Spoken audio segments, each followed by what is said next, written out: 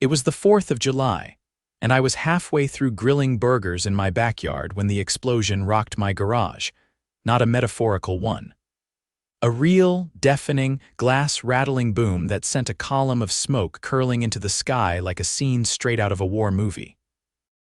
The smell of burnt plastic, scorched paint, and God knows what else hit me before I even made it around the corner of the house. My name's Trent. I'm a 38-year-old mechanic with my own shop and a mild addiction to restoring classic motorcycles. My garage is my sanctuary. It's where I fixed up my dad's old Bonneville, where I taught my 8-year-old son, Cody, how to change oil, and where I kept every tool I've collected over the past 20 years. Now, it looked like a bomb had gone off in it. The garage door was blown clean off its hinges, lying twisted in the middle of my driveway like a crumpled soda can. Smoke poured from the inside, and the bitter scent of gunpowder hung thick in the air. I could see flames licking at the workbench I built with my own hands last year. Fireworks' mangled tubes and scorched shells were scattered everywhere like confetti from hell. And standing at the edge of my lawn, arms crossed and lips pursed like she'd just tasted expired yogurt, was Rebecca Aldwin, president of the Willow Creek Homeowners Association, the queen of complaints. The tyrant of trimmed hedges. The woman who once fined me $75 because my kid left a soccer ball on the front lawn overnight. "Happy Independence Day, Mr. Trent," she said, completely ignoring the inferno behind me. "We did give you notice." "You what?" I barked, running past her toward the garage. I grabbed the garden hose and started spraying down the flames while dialing 911. Rebecca didn't even flinch at the sirens I could already hear approaching. "The board approved the fireworks display for the community celebration. Your property backs up to the park. We used the space in front of your garage for launching the larger shells. It was all very above board." "Above board? You blew up my garage," she huffed. "Your property line is ambiguous." "And besides, the board voted. It was unanimous." I turned to her, soaked in sweat and smoke. "You launched fireworks from my driveway without asking and set my garage on fire." Rebecca raised an eyebrow. "Technically, it was the community's driveway, the easement. I didn't hear the rest." That's when the fire truck pulled up and the police cruisers weren't far behind. I dropped the hose and let the professionals take over. As 2 officers approached, I pointed straight at Rebecca. "She authorized this," I said, "and I want to press charges." Rebecca's smile finally cracked. 2 hours later, after the fire was out and the cops had taken statements from me, my son, and half the neighborhood, I sat on the curb with Cody. His wide eyes stared at what was left of our garage. "Are the bikes okay, Dad?" I didn't answer right away. I'd already seen the melted frame of the Bonneville. My tools, thousands of dollars worth, were cooked. The wall shelves collapsed during the explosion. The workbench was a pile of ash. Cody's little red toolbox was completely charred. "No, bud," I finally said. "They're not." He didn't say anything, just leaned against me, silent. That's when Officer Delgado, the younger of the 2 cops, came over. "Mr. Trent, we're going to need you to come down to the station tomorrow. We're opening an investigation into the HOA board's conduct. This isn't just property damage. If what you said about the easement and lack of permission checks out, this could be criminal negligence." "Criminal?" I tried to keep my voice steady. Delgado nodded. "That wasn't a backyard sparkler. Those were commercial-grade shells. And without a licensed pyrotechnician or safety perimeter, that's a felony waiting to happen." I glanced at Rebecca, who was now being questioned by the other officer. Her face had lost all its smugness. Good. The next morning, I was at the precinct with a folder full of documents. Property records, HOA letters, every email I'd ever gotten from Rebecca and her band of clipboard tyrants. I dug up the original plat map and confirmed it. My property line ran 6 feet past where the garage started. No easement, no shared space, no legal right for them to step foot on it. The officer reviewing everything raised an eyebrow. "These fireworks, they were stored in her car." "Trunk of a white SUV, I said. "She backed it up right to the edge of my driveway." I've got security footage if you want it." "Oh, we want it." By the following weekend, the neighborhood was buzzing. Not with fireworks, those were banned indefinitely now, but with rumors. And facts, turns out the entire Willow Creek HOA board had approved the fireworks show without a permit. They'd pooled HOA funds to buy the shells from some shady vendor out of state. Worse, the board treasurer, some guy named Brent who always wore boat shoes and called everyone champ, had pocketed a few thousand for himself by inflating the invoice. Rebecca. She'd signed the check and organized the launch. They hadn't just been negligent. They'd violated state fire codes, misappropriated funds, and trespassed on private property. It wasn't just me pressing charges anymore. The fire department filed their own report. The city's building inspector found structural damage to my property and flagged several violations. And when the HOA's insurance provider found out there was no permit, they pulled coverage entirely. By the end of the week, subpoenas were flying faster than bottle rockets. And Rebecca. She still hadn't said a word to me. I figured she'd lawyer up. Instead, she doubled down. On Sunday afternoon, I caught her placing a notice on my front door. Violation. Improperly stored garden hose fine, $50. I took a photo of it, then I took it down, because I had bigger plans.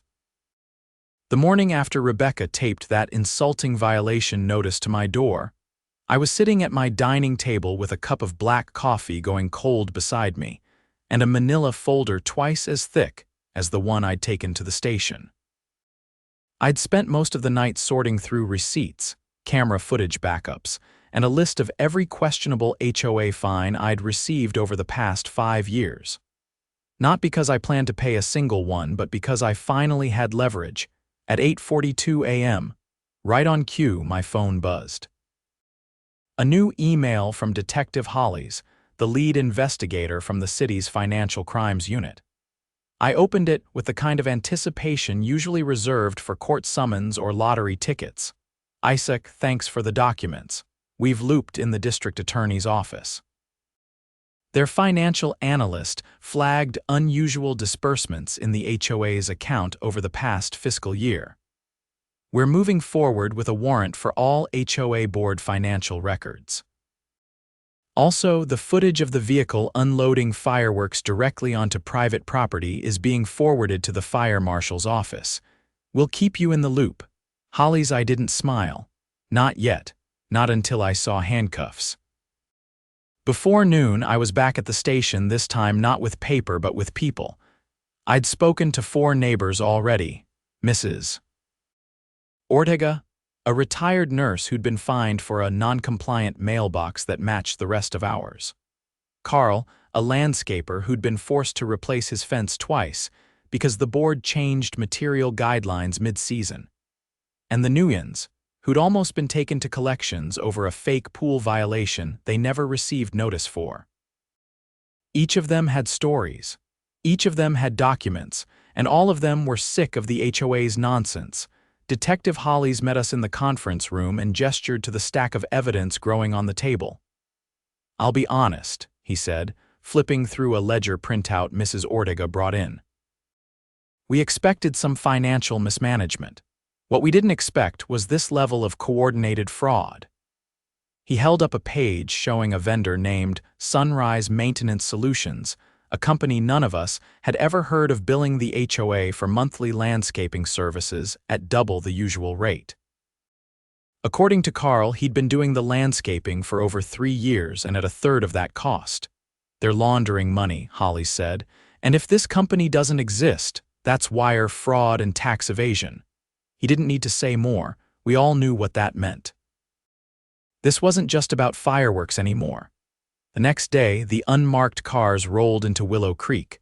I was sitting on my porch, sipping iced tea, when 2 plainclothes agents knocked on Brent's front door. He lived 3 houses down corner lot, fake stone facade, and a patio he never used. He opened the door in a robe and loafers, blinked at the badges, and within 30 seconds, was face down on his own walkway in zip ties. Not long after, Rebecca returned from one of her board luncheons in her white SUV, the same one that had hauled the fireworks. She barely had time to unbuckle before a uniformed officer opened her door and read her rights. She didn't argue. She just sat there, staring straight ahead like her brain was buffering. 3 more arrests followed before sunset. The HOA's secretary, treasurer, and the guy who printed all their newsletters turns out, he was also handling consulting services that billed the HOA monthly for community strategy sessions. No one had ever seen one happen. The news vans showed up before the tow trucks. Channel 7's reporter stuck a microphone in my face while the camera panned over the wreckage of my garage, still boarded up with plywood and hazard tape. "Mr. Trent, can you confirm you were the one who tipped off the authorities?" I nodded. "I can confirm I was the one whose garage exploded because of their incompetence. The rest followed naturally." The clip ran that night, and by the next morning, my inbox was overflowing with messages from homeowners across the city. Some offered legal advice. Others just wanted to thank me for standing up to what they called miniature dictators. One guy from a few neighborhoods over claimed his HOA fined him for planting unapproved tulips. The city moved fast. With the entire board under investigation for fraud, reckless endangerment, and misuse of public funds, the Willow Creek HOA was suspended indefinitely. A temporary administrator from the County Housing Bureau was assigned to oversee all operations until a new board could be elected. But I wasn't done. With the help of the neighbors who joined me at the precinct, I filed a joint civil suit against the board members personally. The insurance company had already denied coverage due to the illegal fireworks, and since they'd acted without authorization, the liability fell squarely on them. I wanted every cent it would take to rebuild my garage. I wanted reimbursement for the tools, the bikes, the damage to my property. But more than that, I wanted accountability. Judge Harlow, a no-nonsense woman with steel gray hair and a reputation for gutting crooked HOAs, presided over the preliminary hearing. Rebecca, now out on bail, sat at the defendant's table in a beige blazer 2 sizes too large and a look of stunned disbelief on her face. "Let me get this straight," the judge said, adjusting her glasses. "You authorized the use of commercial-grade fireworks without a permit. On property you did not own, without informing the homeowner. And you wish to argue this was within your rights as HOA president?" Rebecca opened her mouth. Her attorney, a man who looked like he'd rather be anywhere else, interrupted.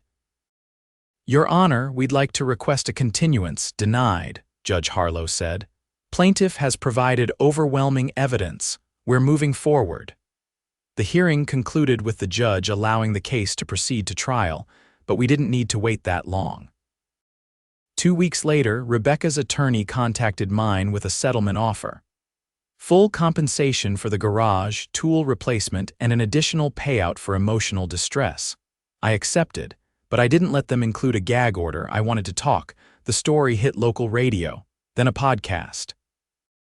Before the month was out, I'd been invited to speak at a town hall meeting on HOA reform. People wanted to know how to stop boards like ours from becoming little regimes. I told them the truth. It starts with not being afraid to speak up, afraid to dig through bylaws, afraid to call out abuse of power when you see it. Willow Creek changed after that. The temporary administrator held open elections for a new board.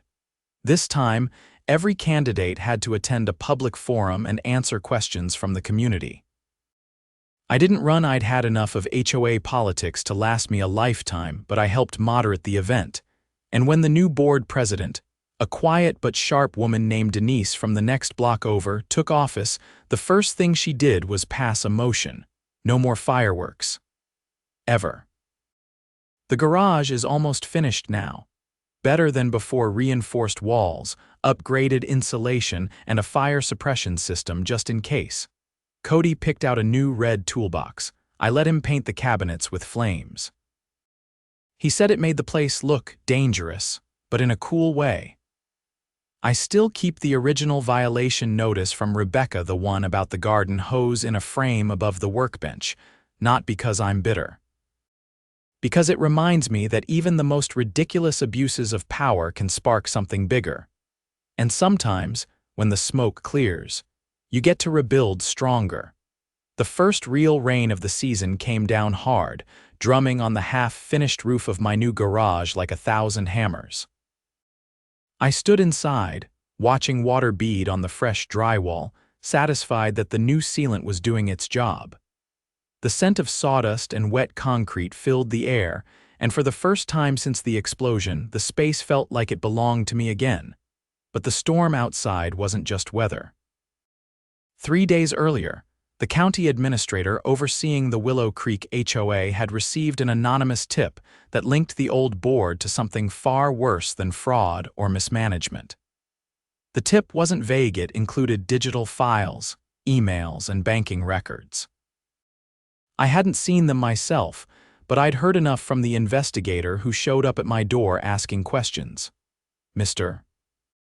Trent," he said, standing under the edge of my porch with his jacket soaked and a badge clipped to his belt. "Do you remember anything unusual about the storage of the fireworks before the incident?" I nodded slowly. "Yeah, they weren't stored. They were in the back of a car. Just sat there all day in the sun before they lit them." "Why?" The agent, his name was Rowan, glanced around, his posture tight. "Because we've been reviewing the source of those fireworks. Turns out they weren't just illegal, they were stolen." That stopped me cold. "Stolen?" He pulled out a tablet and tapped the screen. A shipment of commercial pyrotechnics was reported missing from a distributor outside of Denver. Same brand, same type, same batch numbers as what we recovered from the debris at your place. We've traced the purchase to a shell company listed under one of the former HOA board members' names. I didn't say anything. I couldn't. I was already picturing Brent's smug face, the way he had strutted around HOA meetings like he was running a Fortune 500 company instead of a suburban newsletter. "I should have expected something like this." Rowan continued, "There's more. The shell company used to move the funds. It's tied to a separate lawsuit in another district. Fraud, racketeering, tax evasion. We believe your HOA board was laundering money through fake community improvement projects and using HOA funds to cover the transactions." I rubbed a hand over my face. "And the fireworks?" "Part of a larger theft ring," he said, "but launching them from your driveway without permits. That gave us the one thing we didn't have before: criminal negligence with physical damage. That's the hook." Later that week, I was called to testify before a grand jury. It wasn't just about the garage anymore. The DA's office had opened a full criminal case. Turns out, the HOA board had been under light federal observation for months. But until the explosion, there hadn't been enough to justify a full probe. The moment the footage from my security cameras surfaced showing Rebecca's SUV, the fireworks being unloaded, and the ignition, they had everything they needed. I sat in a cold, high-ceilinged room with a dozen strangers watching me from behind a semicircle of desks. A court reporter clicked away in the corner. The prosecutor, a sharp-eyed woman named Parisa, led me through the timeline. "When did you first realize your garage was being used without your consent?" "When I heard the explosion," I said, my voice steady. "I never gave anyone permission to launch anything from my property." "Did you receive any written notice about the fireworks?" "Nothing. No letter, no email, no knock on the door." "Were you aware that the fireworks used were classified as high-risk commercial munitions?" I shook my head. "I didn't even know they were that powerful until I saw what was left of my garage." Parisa let that sit for a moment before nodding. The rest of the questions came fast about the HOA's behavior in the months leading up to the incident, about specific fines they levied, about the funds they demanded without explanation. I answered all of them. Then they asked about the aftermath, the investigation, the neighbors who came forward, the insurance company pulling out. When I stepped out of the courthouse that afternoon, I felt something I hadn't in weeks: momentum. 2 days later, federal agents executed a second round of warrants, this time not just for the HOA members' homes, but for storage units, computers, and even a regional fireworks distributor that had issued falsified receipts. The story broke wide. Local news was just the beginning. National outlets picked it up, branding it the Willow Creek firework fraud. I watched the coverage from my living room, Cody curled up beside me, his eyes wide as the screen showed aerial footage of agents hauling boxes of evidence out of a warehouse in the industrial district. "Is that because of us?" he asked. "Part of it," I said, squeezing his shoulder. "Mostly because they thought they could do whatever they wanted." Within a week, the indictments dropped. Multiple felony charges: conspiracy to commit fraud, reckless endangerment, theft of federal property, destruction of private property, and wire fraud. Brent was named as the financial architect. Rebecca was charged with willful negligence and obstruction. 3 other board members were implicated in the laundering scheme. The fireworks distributor lost its license. But perhaps the most satisfying part came when the county administrator called for a full forensic audit of the HOA's past decade of transactions. Turns out, the corruption didn't start with fireworks. It had been going on for years: phony maintenance invoices, inflated landscaping contracts, kickbacks disguised as consulting fees, and all of it hidden behind the HOA's veil of authority. The administrator stood before a packed town hall and read the findings aloud. The Willow Creek HOA board knowingly diverted community funds for personal use. Effective immediately, all prior fines issued under the previous board are voided. Any outstanding liens will be reevaluated by the county. The place erupted. For the first time in years, people were cheering at a homeowners meeting. I caught eyes with Carl across the room. He raised a hand like a toast. Denise, the new board president, nodded at me from the front row. Afterward, I was approached by a woman I didn't recognize, mid-40s, sharp blazer, no-nonsense posture. She introduced herself as an attorney with the state's housing authority. "We've been watching this case closely," she said. "You know you've set a legal precedent, right?" I raised an eyebrow. "For what? Holding your fireworks on someone else's driveway?" "For piercing HOA immunity in a criminal case," she said. "That almost never happens. What you exposed, it's going to change how these boards operate. You may have just redefined homeowner protections in this state." I didn't know what to say to that, so I just nodded and thanked her. The days that followed were quieter. The burned remnants of the old board faded from view. Their homes were put on the market, some by court order, others by choice. The new board, led by Denise, opened every meeting to the public and posted minutes online. They even installed a suggestion box at the park entrance. But the garage, that was my real project. I finished it in late November. New lifts, better lighting, reinforced walls, and custom cabinets Cody helped paint.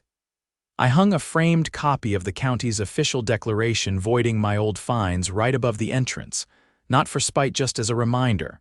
We hosted a block party that weekend, not the kind with fireworks. The kind with burgers, music, and people who finally felt like neighbors again. No one wore name tags, no one carried clipboards. Carl brought ribs. Mrs. Ortega made her famous empanadas. Someone even brought a cake shaped like a firecracker with a fondant garage on top. As the sun dipped behind the trees and the last of the kids chased each other across the lawns, Denise pulled me aside. "We're setting up a community fund," she said. "Real one, transparent, for repairs, emergency aid, stuff that actually matters." "Would you consider being an advisor?" I thought about it. About how much I'd hated those board meetings, about the explosion, the courtrooms, the paperwork. "Only if I don't have to wear a name tag," I said. She laughed. "Deal?" That night, as I stood in the new garage with the lights on and the radio playing low, I looked around at what we'd built. Not just the structure, but the community. The people who stood up spoke out and refused to be intimidated by a few entitled tyrants with a gavel. They blew up my garage, but I blew up their whole empire. It was the first weekend of December when the last piece of the whole twisted mess finally locked into place. I was at the county courthouse again, not to testify this time but to sit in on the sentencing hearing. The courtroom was packed. Not with reporters, they'd moved on to the next scandal by now, but with residents of Willow Creek. People who had once kept their heads down, paid their fines, trimmed their hedges to regulation length, and stayed quiet. Today, they showed up in coats and scarves, filling the benches and standing along the walls, waiting to hear what would happen to the people who had ruled over them like tyrants with petty rules and fraudulent books. The judge entered, and everyone rose. Judge Harlow looked more tired than she had during the preliminary hearings, but her voice cut through the room with the same steel edge. These proceedings concern the sentencing of 5 individuals formerly serving on the Willow Creek Homeowners Association Board of Directors, who have each been found guilty of multiple counts of wire fraud, criminal negligence, and unlawful use of explosive materials. The court has reviewed all submitted documentation, including victim impact statements, financial audits, and expert testimony from law enforcement and fire safety officials. She adjusted her glasses and looked down at the defendants, seated side by side in standard-issue jumpsuits. Rebecca sat rigidly, her hands folded in her lap. Brent looked like he hadn't slept in a week. The others, Marcy, the former secretary, Darren, the board's so-called consultant, and Felix, the treasurer, glanced nervously between their attorneys and the gallery. Before sentencing is issued, Judge Harlow continued, I will allow one final statement from the victims. I hadn't planned on speaking again, but when she asked if anyone wanted to address the court, I stood. I'll be brief, I said, stepping to the podium. Because at this point, there's not much left to say. What they planned, executed, and tried to cover up wasn't just about fireworks. It wasn't just about money either. It was about control. They thought they could twist the rules, bend the law, and hide behind bureaucracy while doing it. What they didn't count on was people keeping receipts, or cameras, or standing together when it mattered. I looked directly at Rebecca, her eyes didn't move. I lost a lot this year. My garage, my tools, my peace of mind, but I got something back too. So did this neighborhood. We stopped being afraid of clipboards and bylaws, and I hope this sentencing makes sure no one ever tries something like this again. The judge nodded once. Thank you, Mr. Trent. She turned back to the defendants. Given the severity of the offenses, the impact on the community, and the calculated nature of the fraud committed, this court hereby sentences Rebecca Aldwin and Brent Halberd to 12 years in state prison, without the possibility of parole for the first 5. Marcy Ellis, Darren Voss, and Felix Ortega are each sentenced to 6 years in state prison with parole eligibility after 3. There was no sound in the courtroom for a full 5 seconds. Then someone in the back exhaled sharply. A few people nodded. No cheers. This wasn't a victory lap. It was a reckoning. The 5 were led away in cuffs. Rebecca didn't look at anyone as she passed. Brent glanced at me once, but his eyes were empty. Outside, the air was cold and dry. A few news vans had returned for the sentencing, but I kept walking past them. I didn't need to talk on camera again. My part was done by Christmas. The new board had installed a community bulletin system that didn't involve fines or threats, just updates, event notices, and a rotating spotlight on local businesses. Carl's landscaping company got a feature first, then Mrs. Ortega's baking service.